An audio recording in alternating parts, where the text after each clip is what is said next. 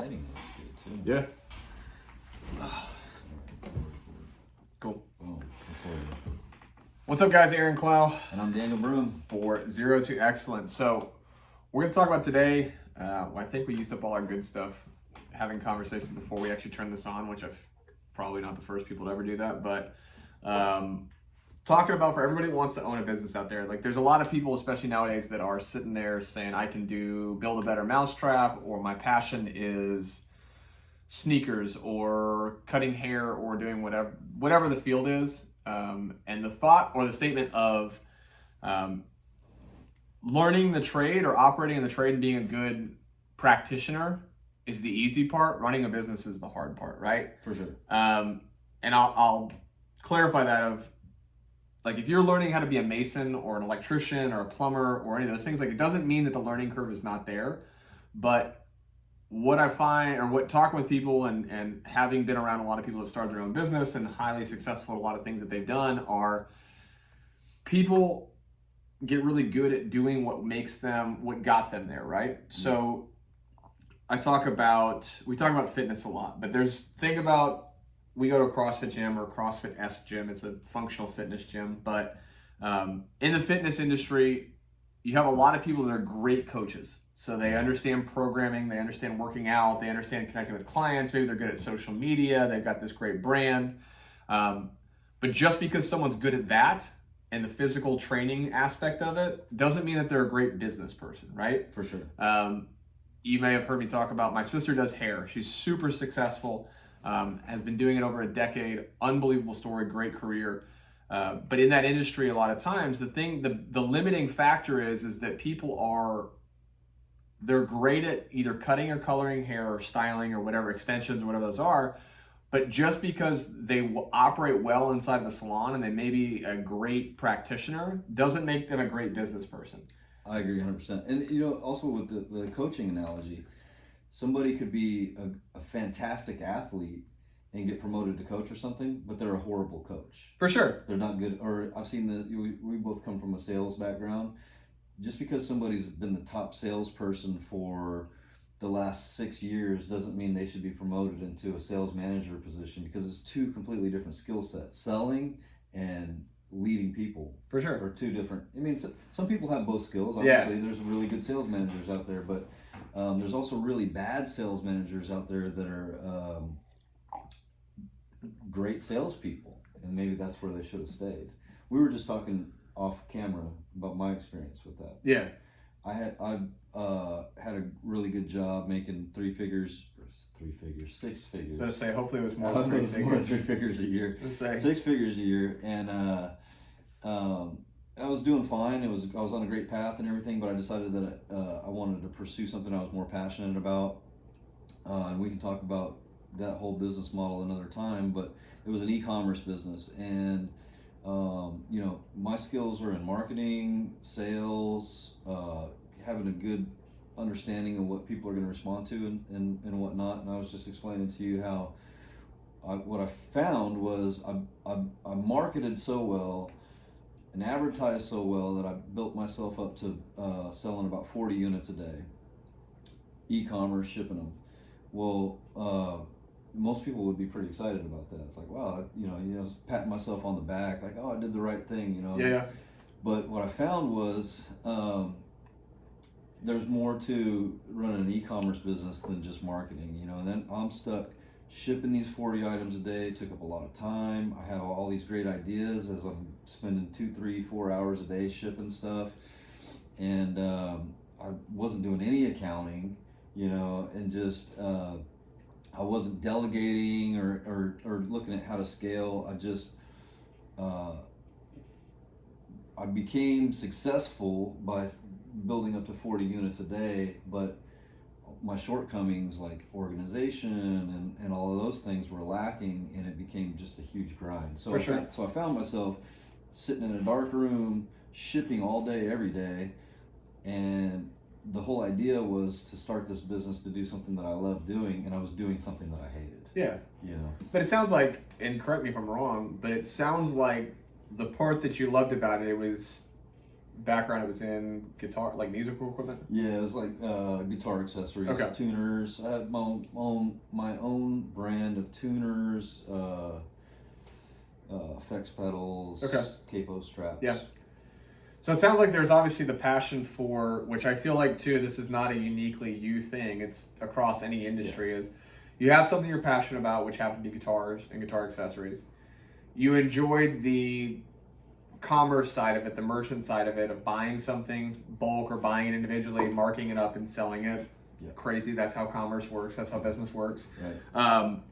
You enjoyed the marketing, you enjoyed finding that niche, you enjoyed understanding what the market wanted, you enjoyed a lot of those aspects. And I enjoyed killing it at that. Yeah. You know, like, wow, I'm doing great. Look at all these orders I'm getting. But the actual distribution was something that became a headache for. That was the challenging part, right? Yeah. It's the same way you mentioned accounting. Like, there's a lot of people that are great in their business and a great tactician, are great at marketing, great at understanding what the market wants, but they can't keep books to save their life because that's not where, I think we've talked about this before on here, of like doing things that are uniquely only that you can do. Yeah. And then trying to at that time outsource it, which I think a lot of people, especially if you've built it up, funds or obviously having the money to do it is a different story. Like, that's definitely early starting out. You have to do a lot of shit you just don't like, right?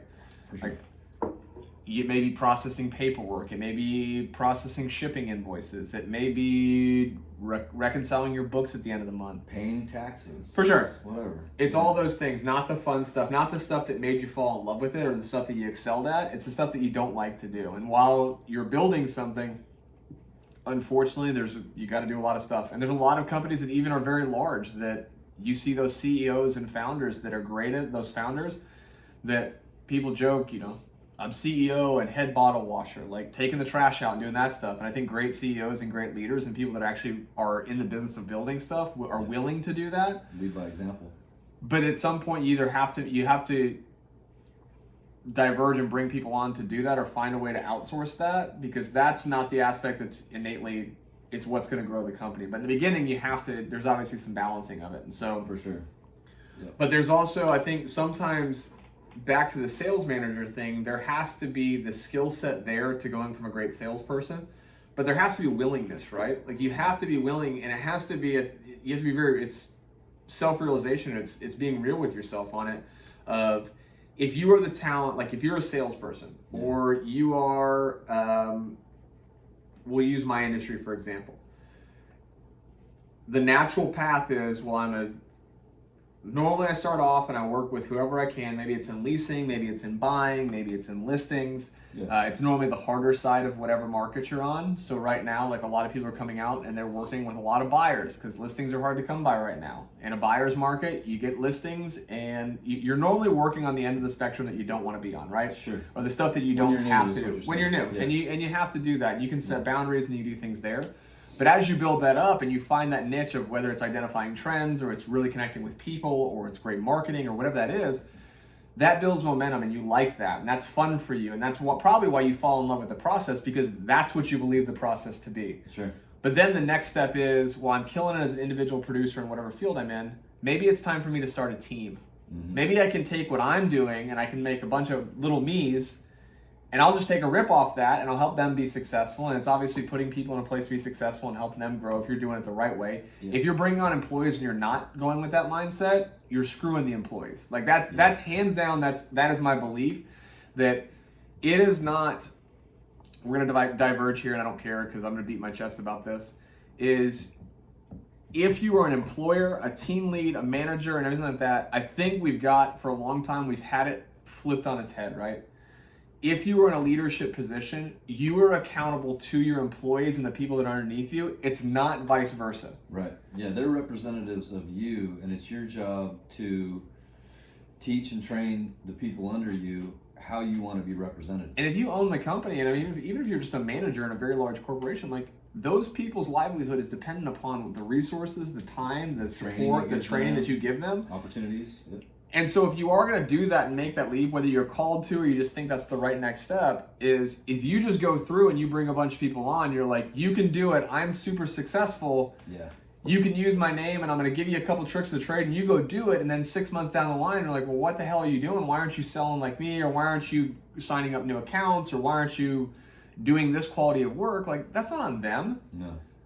Especially if you haven't taught them. Yeah, if you haven't taught them and you Yeah. haven't invested in them, and if you feel like it's just in it for me for them to give back to me as the owner of the business, you got it way messed up. You're probably not gonna have a great company. You're probably not gonna have people that are gonna stay with you, because it really, like, you are responsible and you have the onus to provide for your employees, whether that's opportunities, training, motivation, support, being a sounding board, all those things like that. So I'll get off. That's not the hill we're gonna die on today. But Well, I think that's an important point, though, and I think the point you're making is the responsibilities that you accept as a leader, in this example as a sales leader, and your expectations for the people that you're leading. I give another example. I see this a lot as a landlord, right? So as the landlord tenant dynamic. Mm-hmm. I follow a lot of landlord message boards and groups where we trade ideas and stuff like that, and I see it almost every day where a landlord will come on there and ask for advice and say, hey, my tenant's doing XYZ. How do I kick them out? Like, what do I got to do I just want to evict them. They said they had one dog and now they've got two. Let's throw them out. How do I do that? How do I screw these people over? I think that's the wrong attitude. I treat my tenants like they're my customers. I give them customer service because they are my customers. Let's say it turns out if they don't pay their rent or there's no heads and beds, yeah, you don't make money on this as a landlord. Exactly. So I need them as much or more than they need me, and so because there's other landlords, they can go find another one. But the same could be said about tenants. But it's incredible how that little shift in mindset, treating them like customers, has saved me a ton of headaches. I haven't had to evict a lot of people. They know I respect them. I know they respect me, and we treat each other like human beings. And that goes back to the leadership thing. If the attitude that you were describing, where you're just like, well, they need to go out and make money for me, and I don't need to put in any effort. No, you can treat your employees like they're your customers. Provide value to them, for sure, and they'll provide value back to you. No doubt. Yeah. And then I think to kind of tie that all together, that's where I think a lot of people get it wrong, right? Because especially in the sales manager world, or the next step of like, well, I can only do so much as an individual producer in a trade. Yeah. Well, the next step is to build out a team or to build out my own company, like to leave where I've been, Mm-hmm. to go start my own thing, because I know my cousin said he wants to be a plumber with me, or like my client base, I know that I've got these 15 clients that I clean their pool, and they love me, and they could care less whose name is on the side of the truck. They love me. They're sold on me. Follow me anywhere. Yeah. So they leave because they feel like that's the right thing to do, and that's probably a whole thing about ethics as far as we could dive into, of like, if you are leaving, of taking clients from a previous Sure. thing. But it's the mindset, I think, a lot of times of people saying, okay, I need something more, I want something more, I'm going to make the switch, and I'm going to start my own shop, or I'm going to start my own thing, I'm going to do my own thing, not realizing all the work that goes into the back end. And so people love, like, if you're cleaning pools, you're like, I'm the best pool cleaner in America. Like, I love cleaning pools. I scrub them, I get the chemicals right, do that. Like, I love that. I love talking to the customers. I love seeing their kids grow up, seeing this stuff. And but you then could be the best pool cleaner and in the you world. absolutely could be, but it doesn't mean you're the best pool cleaner company owner. Exactly. Because you get there and you realize, you're like, oh, when you're an employee, even if you're working for yourself, and like, let's say that you're renting a booth from someone, or you're working as a franchisee, or you're working on this, there is framework and there's parameters and there's things inside that are set up in systems long before you were brought in, Mm-hmm. or before you came on, that built the framework so that people like you could be successful. And someone had the appetite for that, and someone had the drive and had the resources and wanted to do that. Right. And they may have looked a lot like you. They may have been the best whatever, the best dentist that's out there. Yeah. And they're like, well, I'm going to go with my own dentist office. Well, you didn't see the partners or the dentist franchise or the corporate office, everything that put the point of sale system, the record keeping system in place. Yeah. Went and purchased all the machinery, went and managed all the service agreements, warranties, all these things. All the problems they're solving. All the problems that you don't ever see. Yeah. It's the same thing as like personal trainers. Like, well, you didn't have to deal with the commercial lease. You just pay to rent space. Or in the case of, dealing with people that do hair. You didn't have to deal with, the point of sale system and setting up a separate merchant account, or going and finding a commercial lease, or negotiating hundreds of thousands of dollars in commercial build out, Right. or dealing with the headache of, okay, I had something break, like an AC system broke or the plumbing system broke, and I've got to negotiate that. And then I've got to wreck all the books. And so I think that someone's got to have a very real conversation. That's where the self-awareness comes in. Yeah. You may be killing it as an individual producer, and if you're looking for something more, it doesn't necessarily mean starting your own business is the right thing. For sure. Because we just talked about a lot of the systems and the things, the framework and things like that. There is a whole other can of worms that you open up when you have to start managing other people. I agree. We could boil it down to something real simple. Being an entrepreneur or owning your own business or whatever, I think there's a couple key skills that you, if you're thinking about going in that direction, that you need to have this conversation with yourself. And these are the skills that I think that they are. Number one is problem solving. You got to be able to solve problems, because any problem that comes your way, or any issue or obstacle to you being able to operate your business, that's your problem. Yeah, you don't as take an it to individual HR. producer, you can just go, I'm not really sure, let me call my boss and get the answer. There's nobody to call. It's you. It's on you. You got to be able to solve problems. You got to be able to be flexible. You got to be able to be resilient. You got to be able to deal with subordinates. You got to be a trainer. Like the example we were talking about, if I want to replicate myself and hire 15 people to do what I would do out in the field, it's on me to train them to know what I would do out in the field. For sure.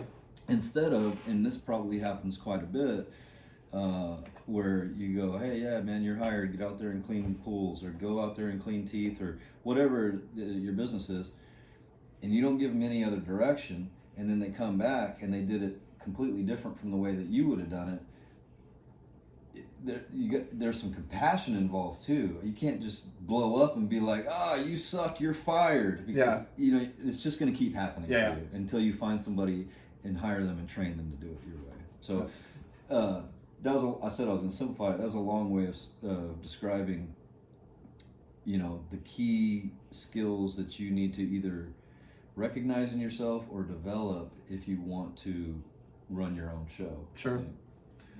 I was talking to people that are, that are individual producers. I was having a conversation last night at a networking event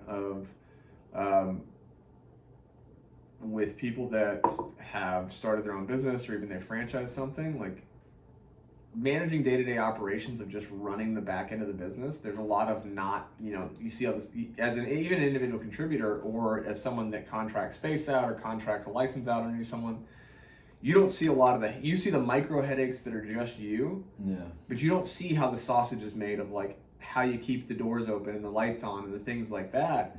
And I think that's really hard. It's possible to do, but I think too of the other thing of having the real conversation of like, is the next step something that I want to do, that I'm wired to do, and I'm willing to see through and deal with all the extra headaches. It's also that tipping point of, especially people that have built it from nothing, like that's their baby. Like that's their business. Like their business may be, if you're a baker and you were the one baking, these are all your recipes, you did it, you spent all the hours in front of the oven doing this and that, like turning that over to someone and then instead of looking at selling individual units, to how do I grow this business so that I'm not the one actually baking, or like how do you then afford that tipping point to get someone in there to focus on packing orders and shipping orders. Sure. And you're negotiating like growing the business, not just operating the business. Yeah.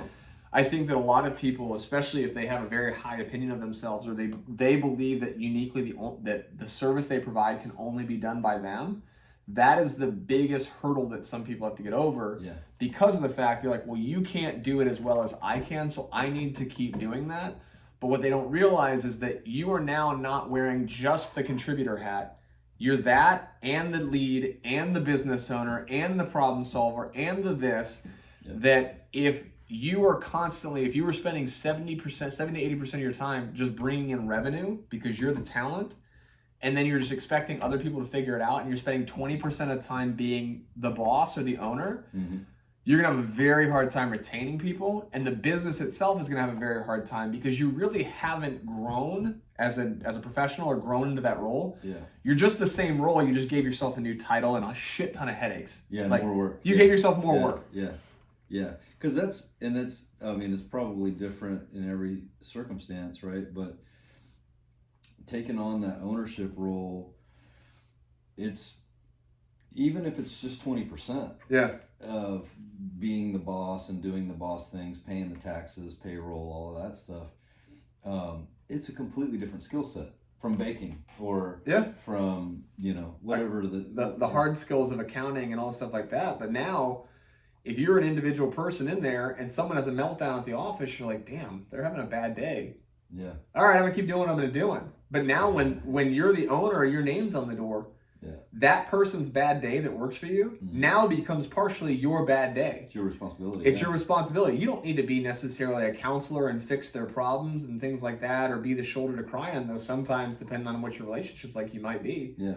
But at the end of the day, now instead of it just impacting their income and their production and their customer service and how they show up with their colleagues and their coworkers and the other people around them, you oversee all of it. Mm-hmm. So now their problems have now become your problem. Exactly. Or when you're an individual contributor and Tommy is pissed and disgruntled about the compensation plan, or, they haven't updated the break room in forever, or the leads that he's getting are dog shit, and like all these things. Or even worse, Sally started sexually harassing him. For sure. Yeah. And there's all these things that go down that you as an individual can just put your blinders on and be like, this is not my problem. Yep. Not my circus, not my circus, not my monkeys. Yeah. The second you put that owner hat on, that all becomes your problem. 100% your problem. Yeah. All your problem. Yeah. And if your creative genius and your passion is just doing that service that you're providing, you may not have the skills, which I don't think anyone has the skills. You grow into them and you can develop them over time. But you may have zero desire to deal with that. But a lot of times in a lot of these fields, the next logical step is that, well, you take on an ownership role, or you start your own business and you start this. And we've seen in multiple businesses where someone may be a great number 2 or number 3 and they're like, or number 10 in a big company. Yeah. Or 100. You may be a great sales manager and you're like, I'm going to go out and start my own consulting firm because I can sell to all these people. I've got a great contact list, everything like that. You get out there and you're like, holy shit, I don't want to deal with any of this. I just want to go back to selling. Or I just want to go back to painting houses or cleaning carpets or running. Like, I ran a moving team, a moving crew. I've got a truck. I've got this. I've got the resource. I got the client list. I've got a couple buddies that'll work for me. Yep. I know how to sign off on someone's time card. I'm going to go start my own company. And then you quickly realize, you're like, holy shit, this is not at all what I signed up for. And you go right back to doing what you're doing. I think you hit the nail on the head there with talking about what you were willing to do, or what you didn't use the word willing, but what you like to do, right? Like, I'm a firm believer that all of us can become wealthy beyond our wildest dreams. Uh-huh. Everybody can do it. But what's preventing us from doing it is there's only certain things that we're willing to do. I'll give an extreme example, right? If I was willing, which I'm not, but if I was willing to commit murder, right? I could probably go out into the market somewhere and find somebody that was willing to pay me a huge amount of money. What do you think the going rate for murder is these days? Man, I don't know. I think it's probably regional. But it probably depends varies. If you get the coupon in the Valpak. Yeah, or if there's a Groupon for it. It probably varies. If I were to estimate, it's probably anywhere from $10,000 to $500,000. I don't know. I won't name any states, but where you own some properties out of state in some areas, I bet you can get some contract killing in some of your properties for pretty cheap. Some cheap ones, yeah. Either way, there's a payday. You'd be willing. You can find somebody out there that'll pay you to kill somebody, right? And let's say that I got an offer for the top of the market, $500,000 to go kill my neighbor or something. $500,000 is something that I do want. killing a someone. lifetime of prison or taking somebody's life is something that I don't desire to do. So am I willing? So yes, I can make this $500,000, but am I willing to do it? No. That's an Yeah, extreme and a example. less drastic one is like I saw something like you see this stuff pop up on the internet all the time of like going and changing out like the light bulbs on top of the windmills. Mhm. Like the guy that climbs up there. Sure. Like you make $100,000 a year. For a lot of people, it's a Yeah. lot more money than a lot of people make. But probably hiring. I am terrified of heights. Yeah. I don't care how much like there is not enough money for me to go climb with a harness on. Would you do it with a parachute? Probably. I'd have to learn how to use a parachute though. Yeah. What if it was just like you don't need to know how to use this parachute? Like If I fell you're and tethered and it's yeah, gonna pull it itself. pull the ripcord. Yeah. Yeah, I mean probably. Okay. But yeah, I'm sorry, I didn't mean to. No. That's a reasonable question. Yeah. But yeah, there's a willingness to do that, right? Yeah. It's I know that I could make more money doing or potentially make more money doing X, but do I have the willingness to do that, right? Exactly. It's we both came from sales backgrounds in Mhm. corporate sales, and there are people that are career salespeople. Sure. Make some of the highest wages. I have a friend that sells a very, very specific type of software. His base salary is $200,000 a year. Yeah. And he has an OTE of probably close to on target earning. If he sells his commission or sells out and hits 100% of quota, he probably makes $350 a year before bonuses and stocks and everything like that. Make That- great money. And That is almost to the top 1% earnings in the country. yeah. But there's someone that you could tell that to that is terrified of talking to people, or highly introverted, or is not good at negotiating, or doesn't do that. Yeah. That you could not pay. I don't mean to speak out of turn. My wife, very different from me, and it's fantastic because we balance each other out. Yeah. If you told her that you need for $200,000, you need to make 100 cold calls a day, I would be completely shocked if she would agree to that, because she would not be willing to do it. Yep. No matter what the price was. The anxiety and the distress and everything like that far outweighs any potential earnings. Right. And to put it applicable of not killing people climbing up on light poles, and my wife, it's the same way of, if you are not willing to take on all of your employees' problems as your own, Mm-hmm. if you are not willing to take on the responsibility of that all of their families are now relying on you to run a successful company, if you are not willing to, at 5 o'clock when all of your employees get to go home, and you just start working on the business aspect of the books, the sourcing, the products, the this, the that, if that is not something that, like, you don't have to be fired up about that. I don't know anybody that really loves doing invoicing. But Yeah. when you're running a small business, if there's no one else to do it, and you decided your name's on the door, guess who gets to do That's it? your problem. Or the business goes out of, or you go under. Well, that's what happened with my e-commerce business. I was killing it. 40 units a day. Maybe that's not a lot to some of you e-commerce people out there. For me, it was a pretty big accomplishment. Every day shipping out an average of 40 units a day.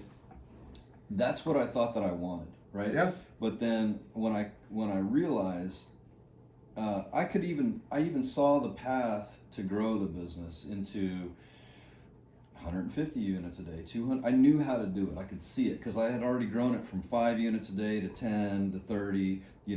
So I knew what it needed to be done. I knew it was possible, and I was confident that I could make it happen.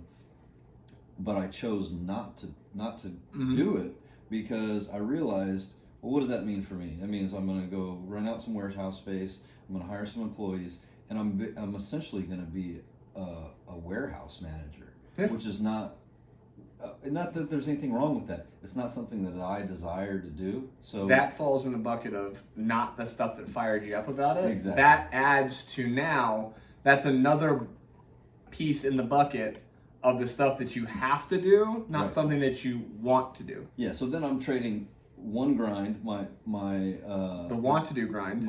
the job that I quit to Oh, start okay. this business. Now I'm just trading a job that I hate for another job that I hate, but now every problem's mine. Yeah. So that's why I abandoned it. But if I hadn't, and let's say that I just grit my teeth and was like, I'm doing this.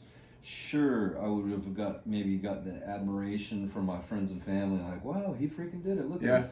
You know, sure, I would have been making excellent money, you know, and all these things, but I wasn't willing to do it. Yeah, and to clarify, none of that of building anything that's lasting is going to be, you get to do what you want to do 100% of the time. So like, For sure. I will preface that, or I'll put that disclaimer on there that we're not saying that, well, you know, if you would have just done what you did, like you saw, it seems like you saw to take it to a 200 to a 500 unit business a day. Mm-hmm. There was like you said, not willing to do the stuff that went towards that. Exactly. And so if that is your end goal, if you say that you are pot committed to, I'm going to be a 500 unit a day, we're going to be a 500 unit a day company. Yeah. Or we're a $5 million revenue company and our goal is to be a $100 million revenue company. Yeah. Even if someone maps it out and says, this is the exact blueprint Here's the to path. get there, here's the path. Yeah. Even if you don't want to, now it comes to gut check moment of, to get to that, you know that you need to go through this. So do you really want to do that? Do you really want to get to $100 million in revenue? Or do you want to say that you want to get to $100 million in revenue? Are you willing to eat shit for 5 years to go through all those things that you don't like to get to that? Or are you maybe not as fired up about it? And that's the same thing for like, in the real estate of any industry of like, here's where you are. Very few times do you have that blueprint path, right? Like you got to figure that out on your own. So it's also a thing too of like, are you willing to go through the trial and error, and can you stomach that of getting kicked in the teeth about 15 times to get to that 10x, 100x number? Yep. Or is it just better to stay in the position you're at? And I would venture to say that for most people, if they're being very real with themselves, even if they are a unbelievably successful individual contributor at something or individual producer for something, most people are better off being the best individual salesperson or pool cleaner or anything like that, because most people don't have the patience and the stomach and the willingness to work through all those things. And when you do that and you say that, well, yeah, I do have that. Like I'm willing to put in the extra effort, and then for the next month, it's like I'm willing to do it, and you don't do it. Like it's the same way that I say the market is the market is the market. The market's going to dictate what pricing is on housing. For sure. Your effort and your outcome, like the success of your company is just a result of what you put in. Yep. So if you say that you were willing to do it and you're not getting the success out of it, either you're doing the wrong thing, you're not as good as you thought you were, or you're actually not willing to do the things that you need to get there. Yeah, I agree. There's another dynamic at play too. Let's say that you're here, you're doing great. Here's 5 years worth of stuff that you don't want to do, but it's going to get you here. But you decide you're willing to go ahead and do that 5 years worth of work that you're not exactly excited about. And you're gonna actually be accountable to yourself. You're gonna actually do these things. Sure. You're actually willing to do them. And this is the case in my situation because I was willing to do those things. Make sure that the end result is something that you're willing to do.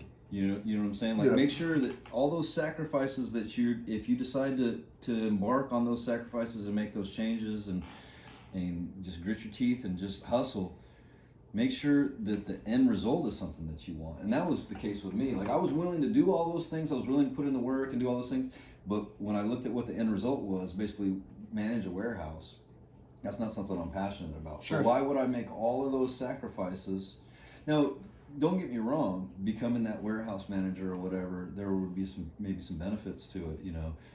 I'm my own boss, probably making great money, you know, it's maybe get the approval of society. Like, look at this guy. Yeah. He pulled himself up, but he built that himself, Yeah. you know. You get all that, but if you don't enjoy waking up every day and going and doing that thing that you worked for, that you built for yourself, if that's not something that's enjoyable to you or sustainable or makes you happy, there's no reason to make those 5 years worth of sacrifices. Yeah. You did all that for what, you know? And here, like, and we talked about this off camera too, of like the past.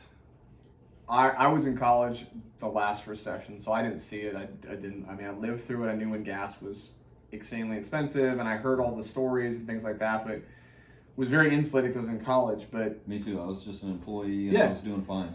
and I think the economic environment that we've been in for a long time has been, and it's been very popularized of being an entrepreneur, go work for yourself, do this, do that. And growing up like that, I knew a lot of people that like everyone looked up to. Well, my friend, you know, my dad works for IBM, or, you know, they're a director for Dallas companies, you know, Frito-Lay, Chipotle wasn't around, J.C. Penney, Dr. Pepper, some of those big companies that were here in Dallas, Dell Computers, things like that. Yeah. That was what was glorified because that was a secure career path. It was good money. It was corporate. They lived in a great house. They got to go on their vacations. They got to do these things. And there's nothing wrong with that. Yeah. But I think over the past decade, we have sensationalized, and obviously the internet and social media and technology and the way things have gone, it's given people a lot more access, which I think is fantastic. I'm not going to be the ho-hum old guy that's like, oh, technology is killing us. Yeah. But I think it's been very sensationalized of the path of working for yourself and being an entrepreneur, and it's this glamorous thing. Do you think, like, I said it before, but I want to get your thoughts on it. Do you think that most people, or we don't want to say most people in the world because some people are self-aware and say, I would never do that. Let's say that we have 100 people that say they want to be an entrepreneur. Mm-hmm. Day one, we just have an entrepreneurship class, and there's 100 people who put their hands up. Yeah. How many of those people do you think are actually hardwired, or how many of those people do you think if we told them, or that to get through it, how many people do you think are actually entrepreneurs or are built to work for themselves? Oh, I'd just be estimating, but it's a lot less than 100. The number that keeps popping into my head is, and I'm probably being generous here, 15 or 20 of them, because, you know, to the point that you just made, that the working for yourself and building your own business, that has all been romanticized and everything else, and there are a lot of really good things about it. I mean, we get to do this. we get to do cool. this. This is cool. On what's today? Friday, afternoon, yeah. Friday morning. Yeah, you control your own time and that kind of stuff. But not everybody out of those 100 holds those skills that we were talking about. You know, the leadership skills, the organization skills, the resilience, the tenacity, the drive, the courage, all of those things.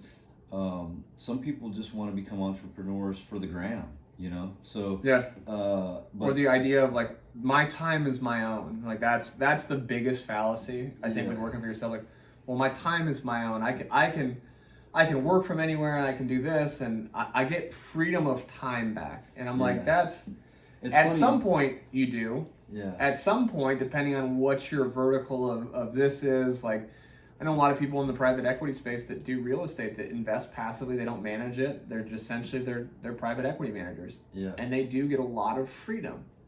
Sure. Freedom of time and freedom, like, you know, passive income and things like that, which is a whole passive income is bullshit, but it's a whole other thing. But if you were saying that you're going to leave this corporate job to go work for yourself to build a business because you want to get more time back, you are sadly mistaken. Yeah, I always laugh. Like, I just went and got a haircut, and it seems like the barber will always try to make conversation with most barbers that in my experience I've noticed. Like, one of the ways they try to make conversation is they'll go, "Are you working today, or you got the day off?" Yeah. And usually I'll go, you know, flip flops and shorts and a t-shirt, and so it looks like I'm off. Right? Yeah.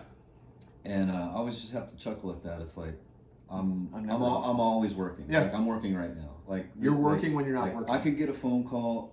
My phone ringing right now could be a work call. Yeah. I don't know. Or it could be somebody inviting me to go do something fun. For sure. I'm always working. For sure.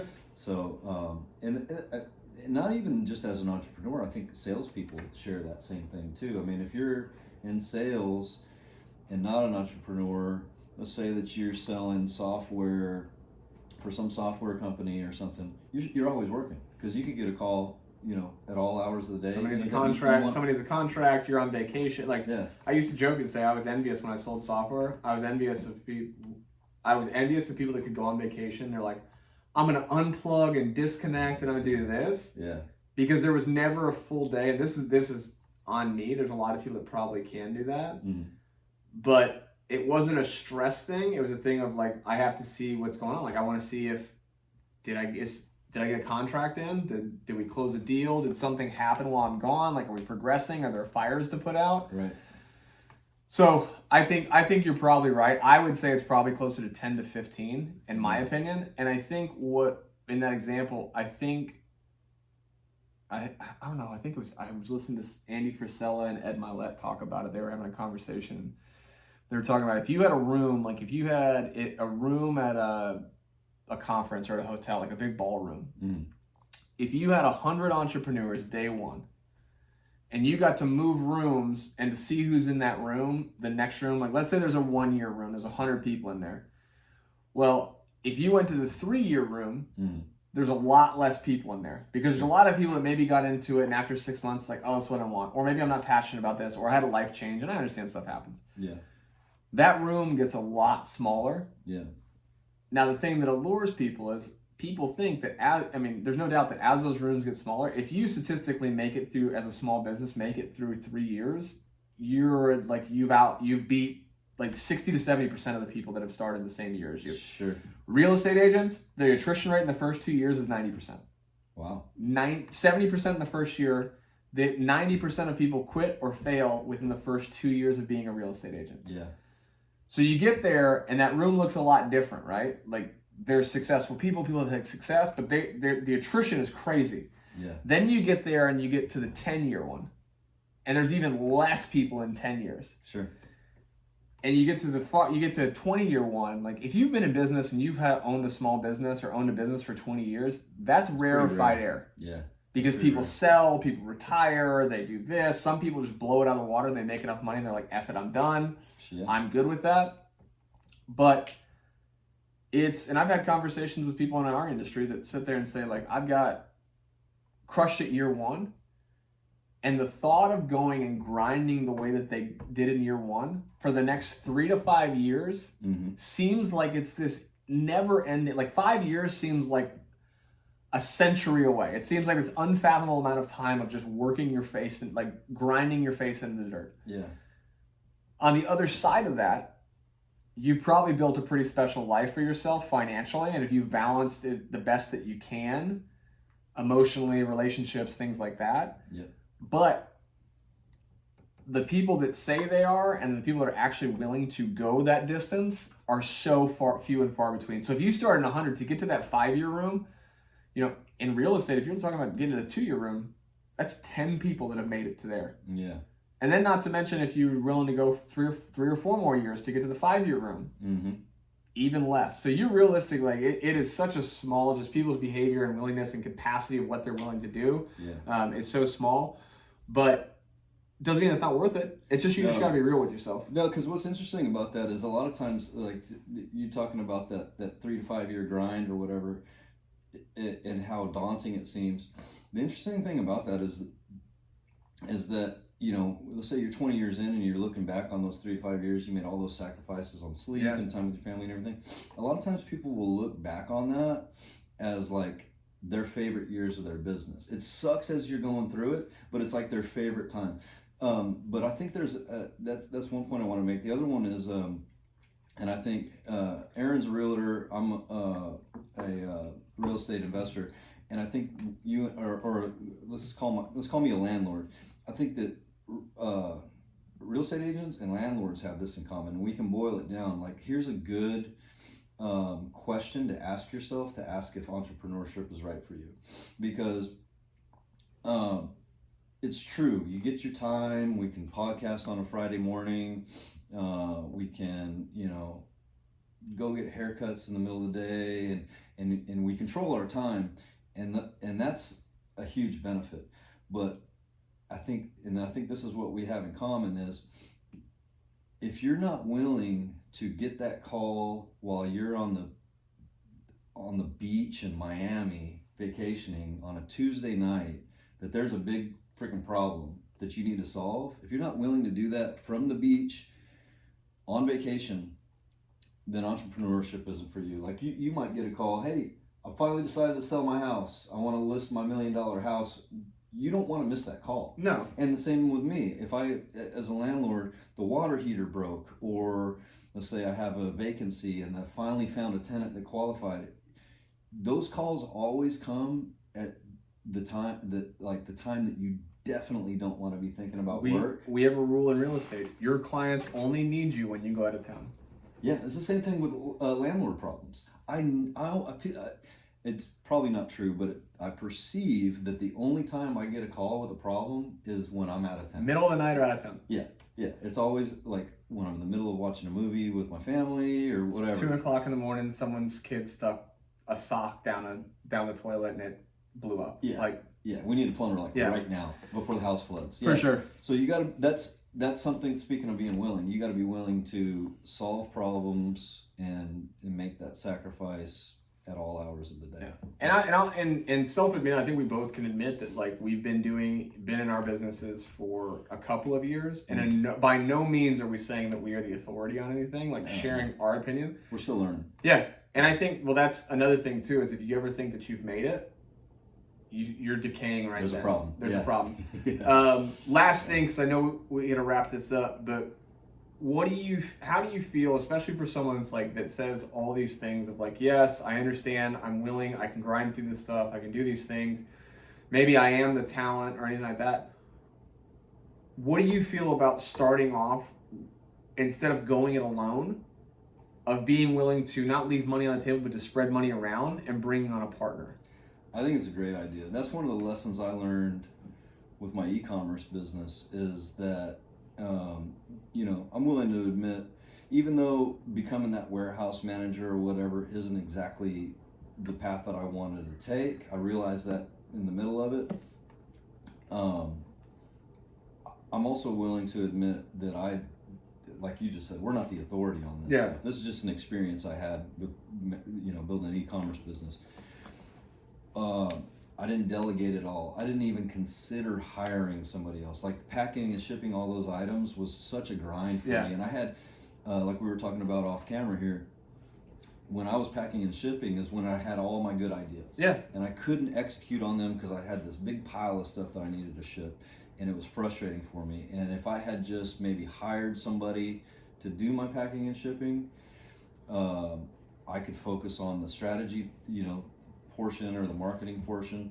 So I think, if I understand your question correctly, I think it's a good idea to not try to take everything on yourselves. I mean, that's I think Elon Musk is famous for saying like, no, I didn't graduate college, but all my employees are all Ivy League graduates. I've just hired people smarter than me. Like, if it took me 3 hours to pack and ship 40 items, maybe I could find somebody that was just freaking awesome at packing and shipping stuff. They can do it in 30 minutes. So if I'm understanding your question correctly, I think that spreading the money around is good. Yeah, and I think that's what you're describing is more of hiring strategically for people. Yeah. But if you know that you have these skills that you're a great salesperson, you're great at marketing, you're great at this, instead of trying to take all of the money in yourself and being marginally good at those other things, that list of things that maybe you're not willing to do. Sure. Let's say that I find someone that is innately good at, I don't know if that's the right term, but is really good at systems or operations. Like it's the same thing like in a corporate structure where you have your CEO, which a lot of times gets pegged as like they're the idea guy or they're the growth guy or girl or anything like that. And then the COO, the operations person, is the one that keeps the ship running, right? Yeah. And balancing some of those things out. I think that's for those people that say, hey, I'm willing to do this. I have this skill set, but I may not be super operationally focused, or I'm a great operator, but I'm not a great salesperson. Like it's finding someone that at whatever stage that is that brings an equal but different skill set to the table. Yeah. That has a passion in that field or can see the vision that you've set up, and it's an option instead of just trying to hire people and to do this and do that, because then like employees cost a lot of money. Most of the time early on, you don't want to necessarily give up equity or give up a piece of your company just to date a person that may be there for 6 weeks, 6 months, a year and leave. Yeah. Which, though I know like profit share and giving people like little bits of equity to incentivize them to excel or based upon the performance of the company is one way to do that. Yeah. But in the scenario of you're a great idea guy or gal and you're great at selling and marketing everything there, you're not operationally focused, that one viable path is finding someone that's equally as passionate about you that does not have the same skill sets as you, probably shares the same values, morals, work ethic, and vision as you do, but has the complementing skills where they are willing to do that, but they're not willing to go knock on doors to go try to sell these products or try to get into new locations. Or they're great at negotiating leases and vendor and supply chain issues and things like that, but going and pitching a new product line or go pitching an investor or going pitching this is not their unique genius or unique space where they like to play. So that's an option too, is that if you're innately good or you're the talent of finding someone that's passionate, driven, shares the same values, principles that you do, but has a skill set that fills the gaps.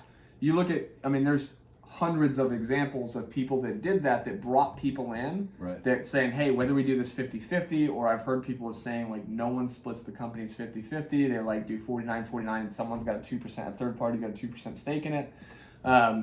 There's different ways to do it, but for someone that has that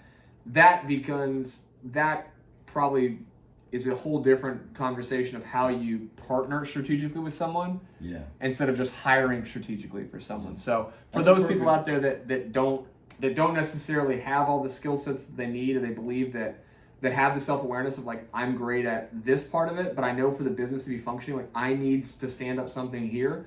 Finding someone, but basing it in not of like, oh, you're great at accounting. It's not necessarily a partner that you want. It's finding someone that's passionate, sees the vision, and I really think shares the same principles and values in business and in life as you do. Because I think very quickly, if you're going to split equity or build something with someone and they have a very different flavor for what they're willing to bring to the table, or a very different understanding of what the sacrifices and grind or whatever that is, that's where you get an issue. We won't dive into that, but I agree. Being strategic in partnerships is one way to balance that out. If you are dead committed, or you're committed to going out and starting your own thing, or starting your own team, or starting your own shop, or doing stuff like that, if you don't have all the skills that you need, of finding a partner that complements you, and you guys attack it, you guys or whatever guy, girl, attack it together, so that it's now a company. It's not just your vision and you attacking a problem with the skill set that only you have. Yeah, no, that's I agree with that 100%. And that's a perfect example of, that's another skill you need to have as an entrepreneur or somebody that's building that, is being able to choose the right person that's going to complement your skills. For sure. And stuff, right? You can be out there killing it selling widgets or whatever it is you're doing. You can be the best widget seller in the world, but if you suck at choosing partners, that's going to hurt you too. So there's probably 1,000 skills that you got to have as the captain of the ship. Including what you just detailed out. Well, cool, man. Well, thanks for tuning in. Thanks for listening. It's July 4th weekend, so be safe. Don't blow your fingers off. Celebrate America, because we have the opportunity to do stuff like this and actually pursue our passions and vocations and things like that. But be good. It would mean the world to us to like, comment, share, post this, and look forward to bringing you guys more content. So be good. And if you got a topic that you want to hear us discuss, email 0toexcellence@gmail.com. Yeah, 0toexcellence@gmail.com. So y'all be good. Thanks for watching, guys. See ya.